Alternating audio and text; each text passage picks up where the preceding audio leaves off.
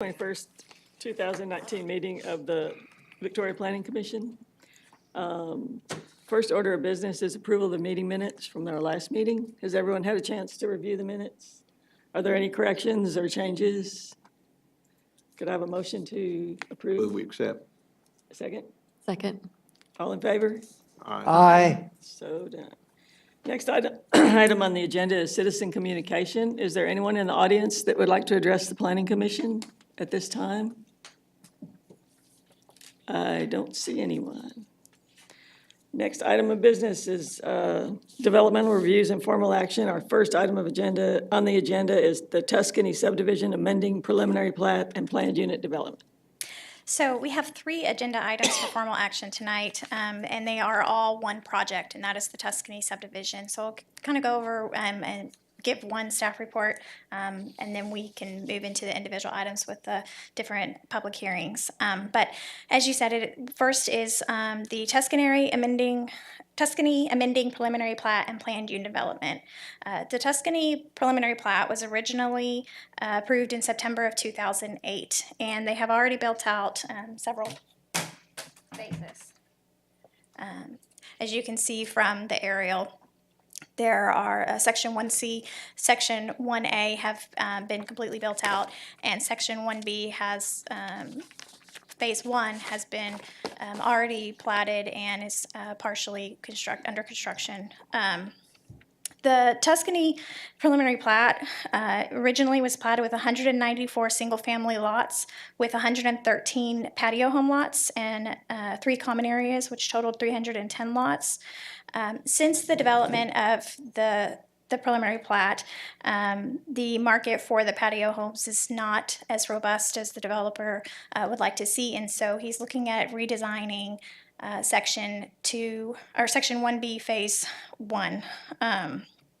And so what he has resubmitted is a planned unit development to reconfigure those existing lots. So the Phase 1 of Section 1B was, like I said, originally completely subdivided as patio home lots, which are not doing as well. But that plat has already been recorded and the infrastructure is already in place. And so with that, they've resubmitted as a planned unit development, which means that 18 of the lots they're proposing to redesign away from patio home lots into single-family residential lots, and they would not meet the minimum lot standard.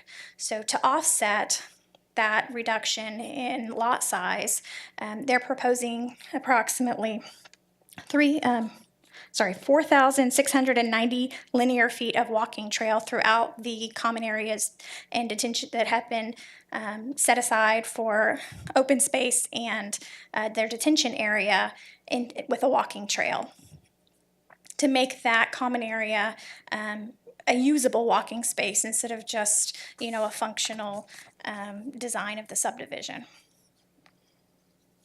So with the preliminary plat and planned unit development, you would still have the rest of the sections being developed out with single-family homes single-family lots that do meet the minimum lot square footage. So we're looking at basically 18 homes or 18 lots that would not meet that minimum square footage, and then the offset would be the almost 5,000 linear feet of walking trail to enhance the open space.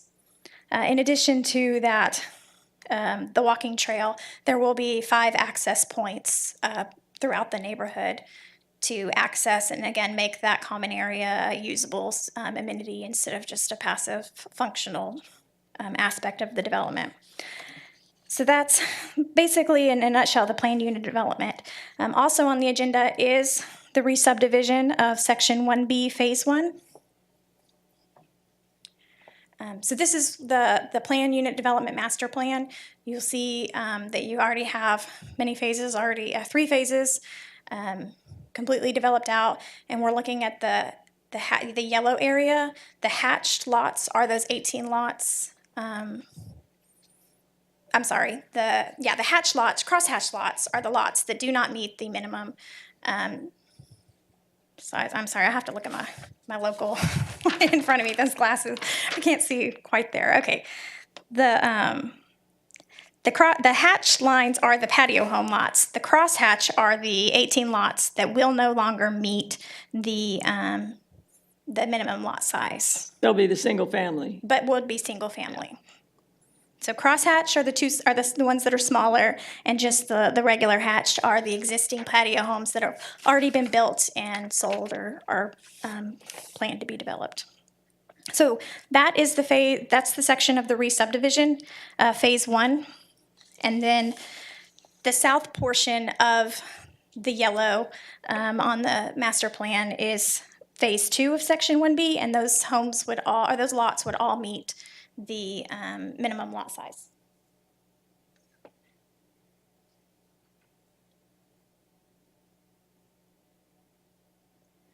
Are there any questions? I have a question. Thank you for helping me out there. I was reading the PUD, I guess the rule or what have you. Is that subjective? I guess my question is the number of feet that offsets the 18 non-conforming lots. Is it, some 1-to-1 ratio, or is it just purely subjective? Your decision. It would then. be the planning commission's role to decide if it was a big enough offset. So this would be Are there any guidelines to that? only what you would find in the section of the plan development that you read. It does talk about the density requirements, and with all of the common area that has been dedicated, you do have plenty of density, or a large enough density calculation. The common area that has been designated, it is functional and used as a detention area, but it's not unusable land. The developer could have chosen to do other type of detention, or met their drainage needs in some other way. So it's not floodplain or unusable land that we usually frown upon looking at calculating in the density. It was usable land that they chose to then develop it as the detention area. But I think it totals, for this section that we're talking about tonight, it was an additional 2.65 acres. But overall, the common area is almost close to 10 acres. So whenever you are looking at the totality of it, you have quite a bit of open space that is usable. And a calculation was done by your department? Yes, and it's on the each individual plat. You have the density calculations in Yeah, it those shows notes. it.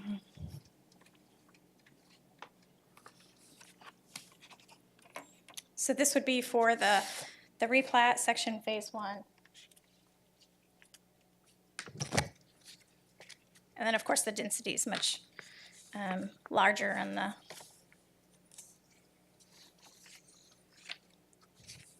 phase 2.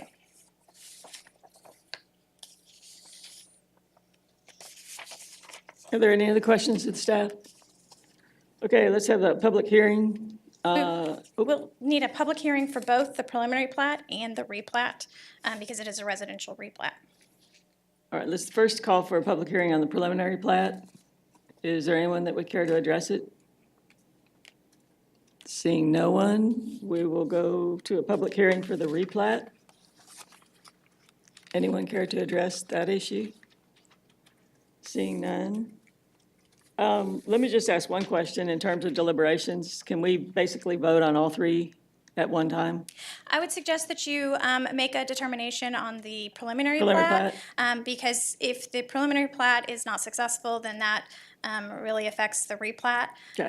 But the final plat is still in conformance with either the existing preliminary plat or the one that they're. We can just go one at a time. You can go No big plan. deal. Is there any discussion amongst the members? Yes, sir. On this walk area that they're going to use for exercise, who maintains that? And what is it made out of? Is it concrete? Is it grass?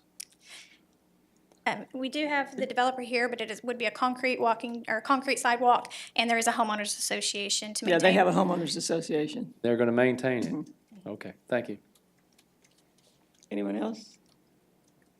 Can I have a motion on adoption of the preliminary plat and plan unit development? I move to approve the amended preliminary plat and planned unit development. Is there a second? I Mr. second. Davis? Oh, okay. Hearing the motion in a second, all in favor? Aye. Any opposed? Motion carries. Right. Is there any discussion on the residential replat of Section 1B, Phase 1? What size are the lots? They look like, And you said it was 2.9 or 2.7 acres? That would be the common area. There's a range of lots for the Yeah. re-subdivision. I think I have the average in the staff report of approximately 4,400. So you have some larger, and I think the smallest lot's about 4,200 with the 2.65 acres of common area. So they have 4,400 square foot lots? Average, that's the average. The average, so you have some that are up to, I think, 5,300 for those 18 lots. The rest of the lots meet the minimum 6,000 square feet. Just as an aside, I do think that it's quite innovative to be putting the walking trails within the detention ponds. It's something you see in a lot of places, and it's an amenity that I think kind of will draw people to the community, to that particular neighborhood. And it's just nice to see a use of what could just be boring detention flooding space actually being used to help the neighborhood, so. is there any further discussion? Could I have a motion on adoption of the residential replat of Section 1B, Phase 1? I move that we adopt it. Is there a second? Second? Second. All in favor? Aye. Any opposed? Okay, then the final discussion would be on Tuscany subdivision final plat of Section 1B, Phase 2, which we basically have just voted on. Any other discussion? May I have a motion? Move Mr. that we do. Atkinson? Second. Second by Ms. Hoag. All in favor? Aye. Any opposed? Motion carries. Other business, I believe, is the next item on the agenda. So before we get to our monthly development reports, I would like to introduce our new planner. If you want to stand up, this is Brianna Honest. She comes from us from the city of Austin. As you may remember, Celeste was moved over and became our community development planner, which administers our community development block grant program, our federal grant. And so Brianna has worked for the city of Austin for the past 6 years and joined us in January. So we're very excited to have an experienced planner on staff. Welcome. Welcome. So you'll see our monthly development report for January included these 3 major plat items that were before you tonight, as well as 2 new site plans and 2 amended site plans, for a total of 4 site plans.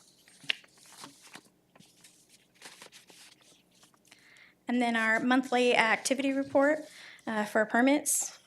You'll see that we are down compared to last year, which is not a big surprise considering we had a hurricane that was resulting in a lot of permit activity. But overall, our permits are doing very well.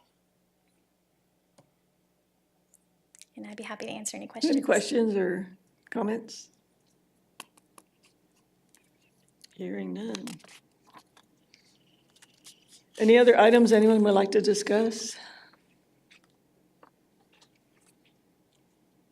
I guess we can adjourn the meeting. Thank you all very much for coming.